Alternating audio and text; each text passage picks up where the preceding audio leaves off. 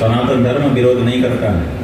सनातन धर्म के घर में जब भोजन बनता है तो श्वान बलि निकालने का नियम है।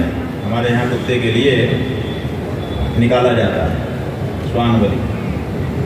भूत बलि में सब तरह के प्राणी आ जाते हैं। बिल्ली भी आ जाती है, चूहा भी आ जाता है, कीड़े मकोड़े और चींटा माटा भी आ जाता है, सब आ जाता है। तो हम तो भूत बलि प्रतिदिन जो हमारा बलिवैश्य देव होता है उसमें 5 तरह का यज्ञ होता है। पंच यज्ञों में पंच महायज्ञ यदि श्रुते हैं। हर सदगृहस्थ को, सनातन धर्म को मानने वाले को 5 यज्ञ रोज करने होते हैं। उनमें बलिवैश्य देव एक है, उसमें भूत यज्ञ कहा जाता है। हर प्राणी के लिए हम थोड़ा थोड़ा अपने भोजन से निकालते हैं, इसलिए उसमें कुत्ते के लिए, बिल्ली के लिए भी अंश होता है। कहाँ जाएगा वो? हमारी घर के आसपास रहता है, उसका पालन करना हमारा दायित्व है, इसलिए हम उसका भी पालन करते हैं। लेकिन सनातनियों के घर के अंदर कुत्ते का प्रवेश नहीं है, ये जानिए। घर के बाहर हम उसको भोजन देते हैं कि तुम भी रहो, घर के अंदर कुत्ता प्रवेश नहीं करता है। जो लोग कुत्ते को घर के अंदर प्रवेश करवा रहे हैं उनको इस बारे में सजग होने की जरूरत है। दूसरी बात यह है कि कुत्ता बिल्ली आप पालिए, क्यों पाल रहे हैं? अगर आपसे पूछा जाए तो आप क्या बताएंगे? आप ये तो कह नहीं सकते कि हमारे शास्त्रों में लिखा है, हम हिंदू हैं, हिंदू शास्त्रों में लिखा है इसलिए हम पाल रहे हैं। ये तो आपके पास कहने के लिए मौका नहीं है, क्योंकि कुत्ते को, बिल्ली को घर के अंदर पालने के लिए नियम नहीं बताया गया है। तो ऐसी स्थिति में ये कह नहीं पाएंगे। तब क्या कहेंगे? तब आपको यही कहना पड़ेगा कि पाश्चात्य देशों में हमने देखा कि लोग इनको पालते हैं तो हमको अच्छा लगा तो हम भी पालने लगे। यही तो कहेंगे यार। इसका मतलब है कि आपको पाश्चात्य संस्कृति प्यारी लगने लगी, आपकी अपनी संस्कृति आपको अब अच्छी नहीं लगती है। और जिस दिन आपको अपने घर की चीजें अच्छी न लगे, बाहर की, पड़ोसी की अच्छी लगने लग जाए, उसी दिन समझ लीजिए कि आप अपनी कक्षा से हिल चुके हैं।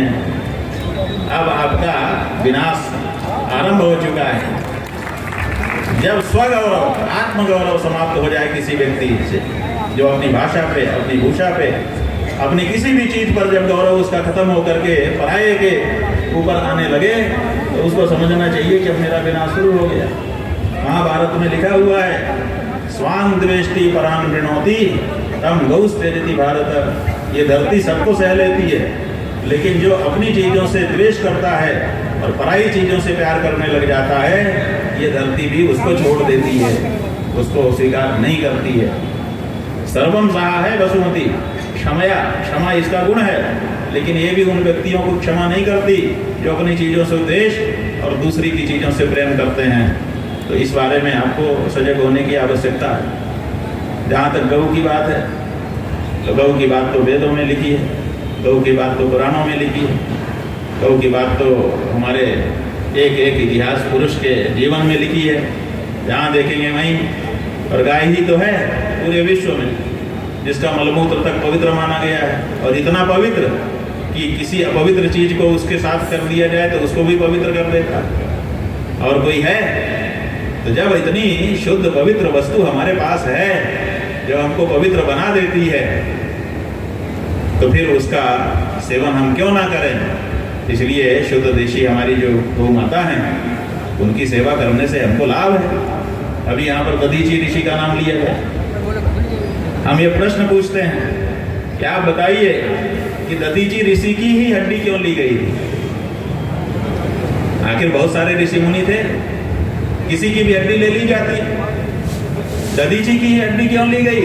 उसी से एक वज्र क्यों बनाया गया जिससे वृत्रासुर मारा गया?